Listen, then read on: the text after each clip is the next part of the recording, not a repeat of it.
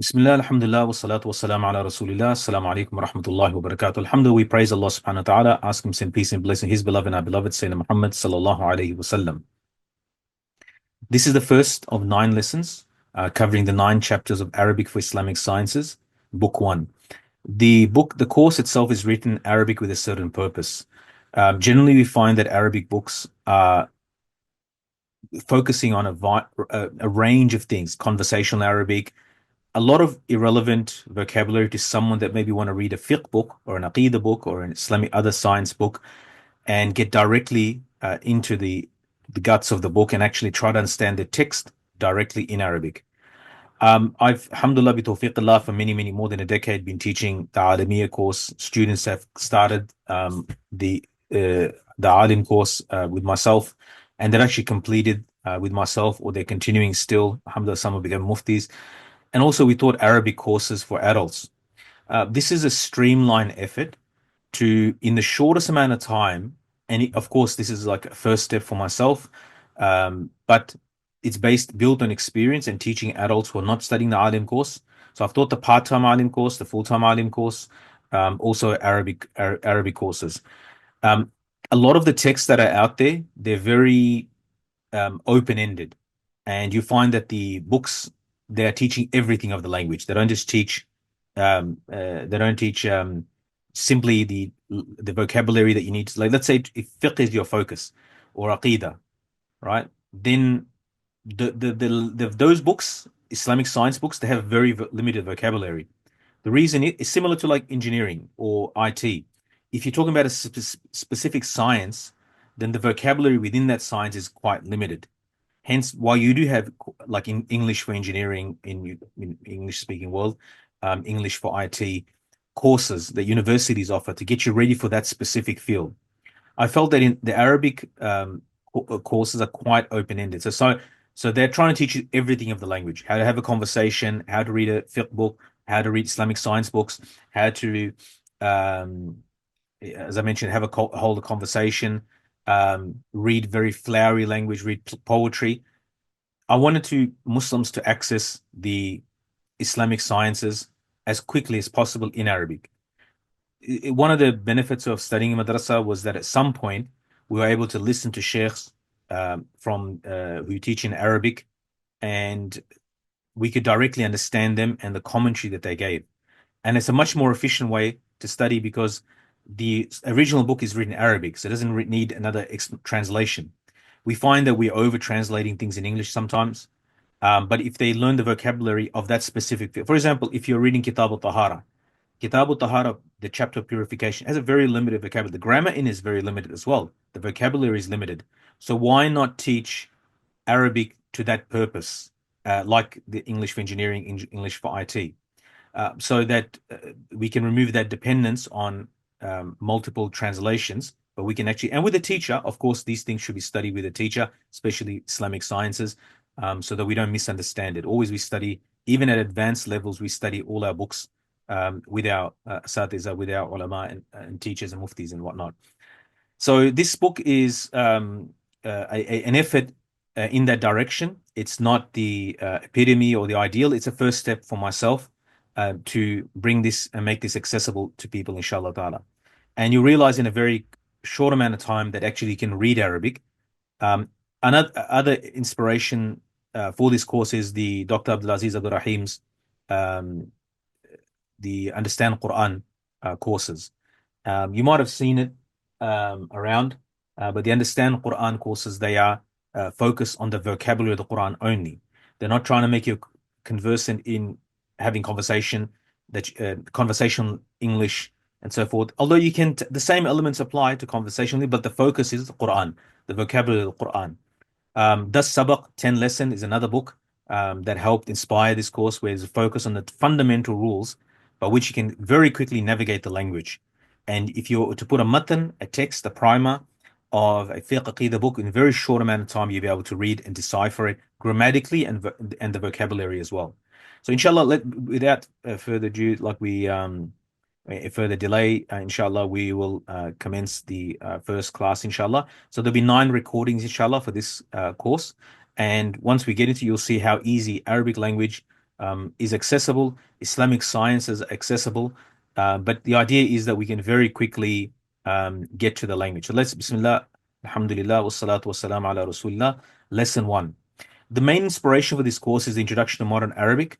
It was developed in Princeton in the 1950s, where they were teaching Arabic for media or newspaper language. So the vocabulary specific used in newspapers. So, you can study Arabic for different purposes, right? So they study for media, or you can listen to the BBC, make sense of, because there's a lot of vocabulary is news, media specific, political specific. Our purpose is Islamic sciences. So let's have a start at this. Bismillah ar-Rahman ar-Rahim. So the chapter is called, firstly, it's lesson 1. So there are 9 lessons in book 1. Nahu. Nahu is the Arabic term, one of the grammatical sciences. There's 2 main grammatical sciences, Nahu and Sarf. Sarf I'll explain in a moment. But Nahu basically is sentence structures and the harakat that go on the end of words. Arabic is a language, unlike English, where the words are just by themselves. The end of the words, the harakah, can change depending on where it is in the sentence. So if it's a subject, the doer of the action, the harakah, let's say, will be dhamma. If it is the object, the one that is receiving the action, then it'll be we'll get to that in a bit, inshallah. That's like lesson 7 or 8. Mubtada khabar, subject and predicate, and I'll explain this through the example. So let's read through the example. Muhammadun sallallahu alaihi wasallam rasulun. Muhammad is a messenger. So referring to, of course, our Prophet, Sayyidina Muhammad sallallahu alaihi wasallam. Muhammadun rasulun. Muhammad is a messenger. Mahmudun alimun. Mahmud is knowledgeable. Alim can be knowledgeable. Alim, of course, most people understand it to mean a scholar, but a scholar is someone who's knowledgeable. But here it means Mahmud is alim. Al-Qur'anu kitabun. The Qur'an is a book. Ar-rajulu alimun. The man is knowledgeable. So it's notice the end is the same as 4 is the same as 2. Both the endings are the same. But the beginning, one is Mahmud, which is a proper noun, and Rajulu, which is a common noun. Rajul means man. Al-usulu ilmun. Al-usul ilmun. Usul, literally the usul, is a knowledge, right? Usul could refer to usul al-fiqh, usul al-tafsir, principles of commentary, principle of hadith, usul al-hadith.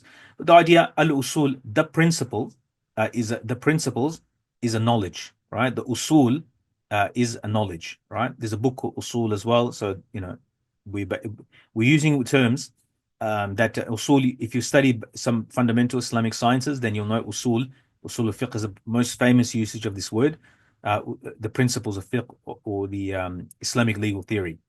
All right. So consider sentence 2 above. Mahmud is knowledgeable. This sentence and the other sentence of the same pattern are called mubtada khabar, right? They're called mubtada khabar. Mubtada khabar. The subject of the sentence is called mubtada, right? And it comes at the beginning of the sentence. The predicate of the sentence is called khabar and is the second part of the sentence. One thing I do in this course is very quickly I do away with the English grammatical terms, because a lot of us, especially those who have grown up in English-speaking countries, we don't even apply most of the grammatical terms ourselves. We speak the language, we don't know the terms, all the grammatical terms. We don't consciously think about them, right? So, but in Arabic, since you're acquiring the language as a second language, maybe, then as you advance in Islamic knowledge within a year, you'll never see the English grammar terms. So I don't want to get you bogged down in English grammatical terms. So you'll have to memorize all the English terms, and then there's no full equivalency between both either. So although I use them sparingly at the beginning, but the idea is that we immediately use the Arabic, because in 1 year's time, InshāAllāh, you'll be reading some matan on Nahu or Sarf, Arabic grammars, as the 2 sub-main sciences of Arabic grammar, and you'll not need those English terms. You'll be engaging, analyzing language in Arabic directly, inshallah ta'ala. The predicate of the sentence is called the khabar and is the second part of the sentence. For example, in Mahmud is knowledgeable. Mahmud is the mubtada, the first part. So up here, if you look up here, Mahmud number 2, Mahmud alimun, and Mahmud is mubtada and knowledgeable. Alimun is the khabar, right? To translate a sentence of this type into Arabic, follow these steps. Take out the is, was, are, were from the middle, what's called the auxiliary verbs in English. Right? Arabic doesn't have these in the way that we understand it, that there's an extra word in the middle. Mahmud is knowledgeable. Right? You remove the is, are, were in the middle. Right? So you got the core sentence, core point, core words of the sentence already. Mahmud, knowledgeable. So if your literature translates, it will be Mahmud knowledgeable is a sentence, right? That is the sentence. For those who might speak some other languages, for example, like Urdu, so in Urdu they put the he at the end. Mahmud alim he. So there you go. Now you learned an Urdu language structure. Put the he at the end. That is the is our word in English.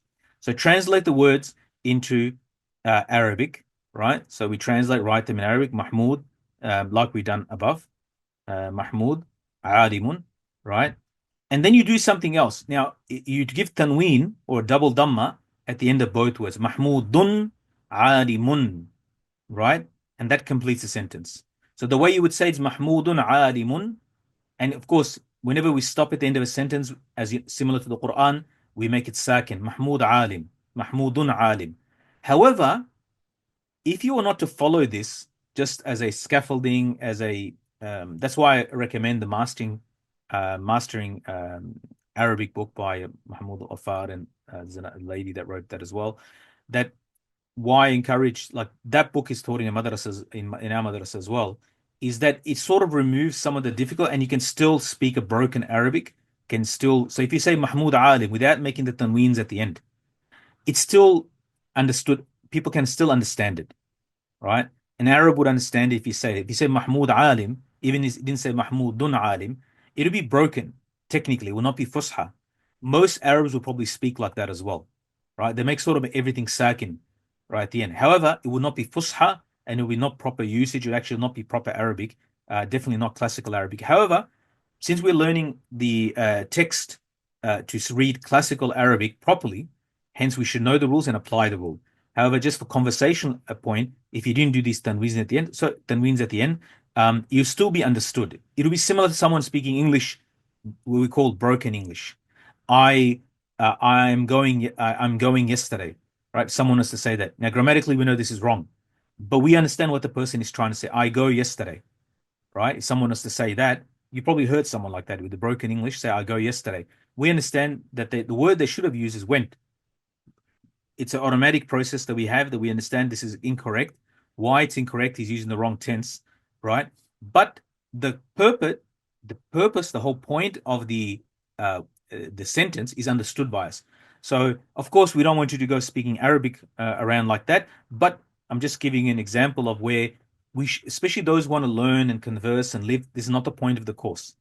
The point of this course is not to make you a functional member of Arab society or community. However, all these principles can be applied to speaking Arabic as well. But I'm giving you the shortcuts that maybe that you can use these.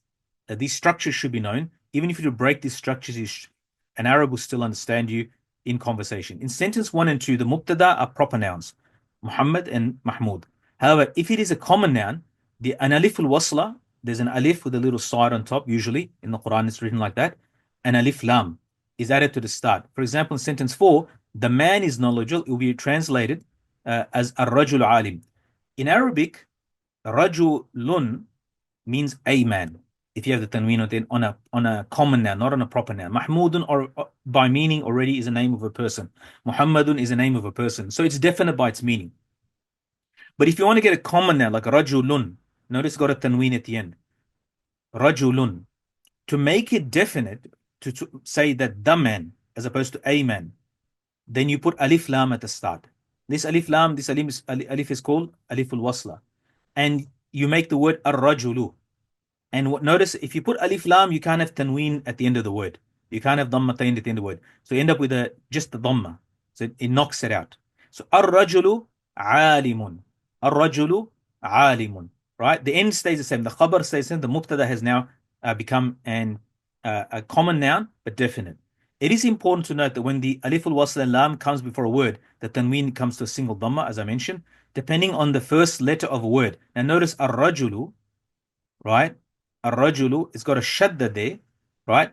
what happens, there are certain letters that are at the start of the word, depending on the letter, and these letters divided into two parts, and this continues in the lesson, the moon letters and sun letters. Why they call moon letters? Well, have a look now. Al-Qamar means the moon, and Ash-Shams means the sun. But if you look at that in the end of the definition, Al-Qamar, notice that the lam has a sukoon on it, right? There are those letters where no change occurs when alif lam is added to it. So you just say al and you read the al and then qamar. It will be the same as when it was qamarun, and it will now be al-qamaru with the dhamma at the end without tanween. And these are the letters that come from this. When you join alif lam, they don't change. You just add the al, right? However, the shams letters, the sun letters, right? You skip the lam and add shadda to the first letter of the word. So ash-shams itself and ar-rajul, as we previously mentioned, notice got a shadda. You skip the lam totally. You join the hamza, the alif al-wasla, the hamza wasla. You join that directly to the first letter, skipping the lam. You don't even pronounce the lam. This is to do with pronunciation because of the sound of the letters. So, for example, ash-shams, you don't say al-shams. Like, for example, ihdinas sirat. We don't say ihdinal sirat in Surah Fatiha. Ihdinal sirat, we don't say. We say ihdinas. We skip the alif lam directly. We join the previous word with the sad. And here, ash-shams, right? Not al-shams, ash-shams. And these are the letters that are called the sun. They have the same rule applies to them if they're in the beginning of the word. You add alif lam. If these letters are there, the sun letters, then you skip the lam and you put a shadda on the next letter. You double the next letter, and therefore you get. That's why that word is like that. So here's some further examples. Muhammadun alimun. Muhammad is knowledgeable. Al-usulu kitabun. It's the name of a book. Al-usulu, usul is a book. Kitabun. Kitab is book, right? Ar-rajulu rasulun. The man is a messenger. The man, ar-rajulu rasulun, right? Rasul has, obviously, when we say Muhammad sallallahu alaihi wasallam is rasulun in the first sentence, so we're talking about as a messenger of Allah.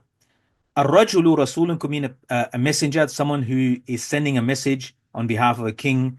He's an envoy and he's got a message from a king to another king. So ar-rajulu rasulun. So that is actually the actual meaning of the word Rasul of Allah, because he's got a message, the Qur'an. Al-Qur'anu, a Qur'an from Allah subhanahu, a message from Allah subhanahu wa ta'ala. Al-Qur'anu qadeemun. So here we go. Qur'an, it's got alif lam there. Notice it's got a dhamma. Rajulu there again. Dhamma. Qadeemun. The khabar is the same. It's got tanween in. Qadeemun. Qadeem has two meanings. One is the general meaning, means old. And qadeem, what is used by the scholars, is pre-eternal, without a beginning. Literally, if you say qadeem is old or ancient, but in the when you talk about the attributes of Allah, or you talk about the Quran, meaning pre-eternal without a beginning, right? Al-alimu kareemun. Al-alimu kareemun. The scholar is generous. The scholar is generous. Al-alimu. So remember, alimun was used as a khabar before. Here we're talking about a scholar. Al-alim. The alim. The scholar. Notice alif lam.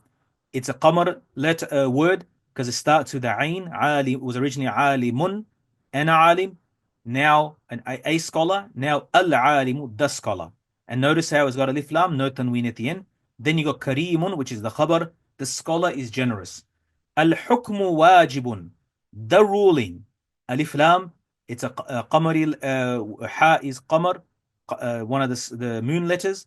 Hence, the sukoon state that lam is pronounced. Al-hukmu, the ruling, right? I made these sentences easy because it's a cumulative process to make things easy, inshallah, for seekers of knowledge.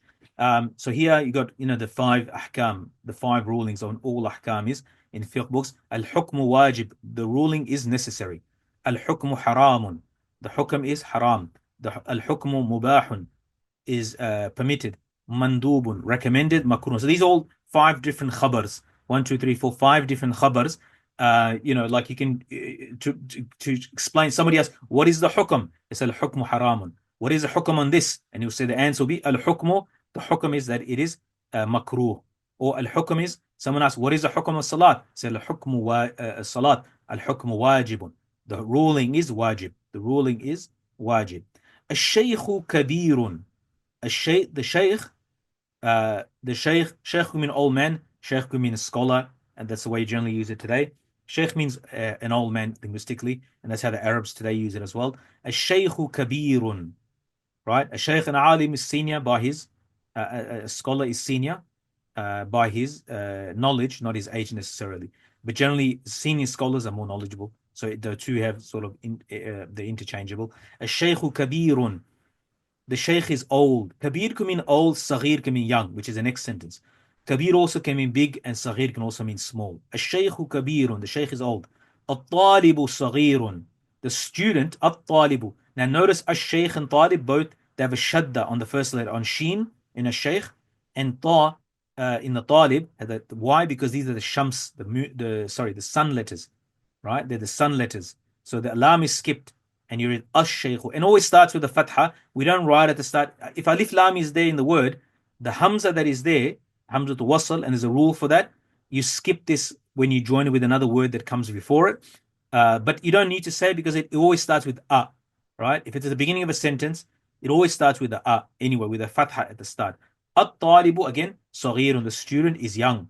There are some exercises, of course. I will not go through those. That's something you can practice yourself, inshallah. The next section is sarf. Sarf means verbs. Sarf is not surfing. Sarfing, I guess you could do verb morphology. So we've learned about two nouns. Mubtada khabar in the previous section is nouns. They're both nouns. Ism, nouns. Now we're talking about fi'l, verbs, right? And verbs, we're starting with the past tense. So here are three, and we're going to build this table up to the complete 14 forms. And you have to memorize these, repeat this over and over again with different verbs. So we start, and Arabic is a triliteral language, meaning that it's the most 99% of the words are, or 95% of the words are from three letters, root letters. And upon that, you build all the other vocabulary, words, verb forms, other nouns as well, and so forth. So the three letters here are nasara. Nasara is a complete sentence. He, one male, helped. So it's singular, right? It's male. We'll learn female next week. He, or in the next session. He, one male, helped. Nasara. If you add alif in the second column, in the second row, nasara with the alif at the end, it means they, two males, helped. They helped. Nasara, right? And this is in the past tense. Helped with a D at the end, past tense.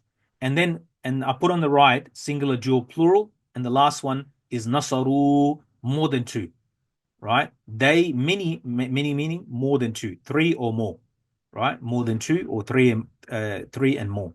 They, many males, helped. Nasaru. The alif is written there, even though it's not pronounced. It's to do with Arabic grammar. That's written there. Nasaru. So nasara, nasara, nasaru. Nasara, nasara, nasaru. Nasara, nasara, nasaru. And I put the grammatical term, which eventually you have to learn. We'll get rid of the English at some point.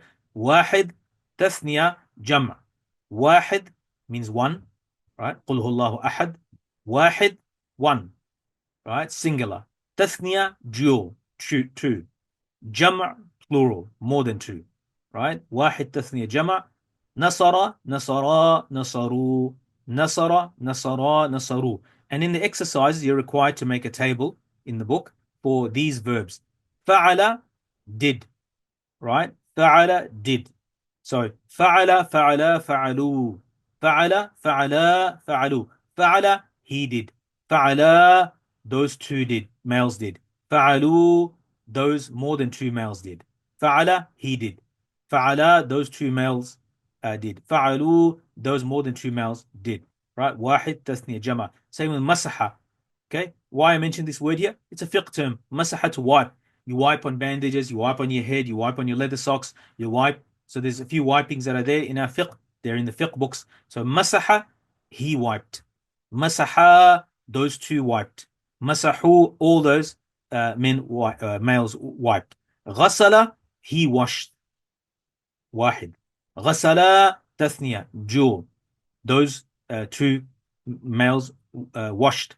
Ghasalu, jama', plural. Those more than two or many males washed. Ghasala. So ghasala, ghasala, ghasalu. Masaha, masaha, masahu. Fa'ala, fa'ala, fa'alu. All right. consolidate this lesson, to bring it all together, inshallah ta'ala, there's a hadith you have to memorize for this lesson. Very easy hadith, has the mubtada khabar rule in it. The hadith is in Sahih Muslim. The hadith is as-salatu nurun. As-salatu nurun. As-salah, as-salat is the mubtada. Nurun is the khabar. As-salat is the mubtada. Nurun is the khabar. As-salatu, as-salatu mubtada. Nur khabar. Easy. And as-salatu is, because salat is a common noun, right? So individual salat will be salatun, a salat. And as-salat, alif lam is added, tanween disappears at the end. With salatun, now becomes as-salatu, right? And when the alif lam is added at the start, because it's a sun letter, sad is the first letter of salat, it's a sun letter. Notice the shadda is put there, the lam is skipped. We don't pronounce the lam. Like as-sirat, we don't say the lam, we don't say al-sirat, and we don't say al-salat. It's difficult to say on the tongue, right? As-salat. As-salatu nurun. Salat is a nur, is a light. Salat is a light or illumination in the heart, and it appears on the face of the pious, in the grave, and on the day of judgment. As-salatu, may Allah subhanahu wa ta'ala give us such a salat, and that it makes nur in our hearts, and nur in our faces, and nur in our graves, and nur on the day of judgment. Ameen ya Rabbil Alameen. May Allah subhanahu wa ta'ala give us understanding and tawfiq, and may Allah subhanahu wa ta'ala open this up for us, inshallah ta'ala. So this hadith is the culmination of this lesson. Inshallah, I hope to see you in the next lesson. By all means, make comments, ask questions, consolidate this lesson, do the exercises, and make sure before you do the next lesson, know this lesson back to front, right? The point is not to go forward and forget what we learned before. The point is, there's no point that ilm is an accumulative process. Knowledge seeking is an accumulative process. Hence, we have to consolidate, know perfectly well. So we only know a few. I've introduced only a few terminologies. Mubtada khabar, right? Nahu, that's the science of explain the harakas at the end. That's the first sign. And sarf is verb morphology. That's the second. Wahid tasniya jama, and the vocabulary in the lesson itself. Know that vocabulary, because the next lesson will build up on that. Inshallah, do the exercises. Without that, don't go into the next lesson. Make sure you know this lesson back to front. Once you know this, the next 10 books in grammar or Arabic will have the same concept. So if you know it well in the first one, and the next book will be easy for you, inshallah. May Allah give us tawfiq. Assalamu alaikum wa rahmatullahi wa barakatuh.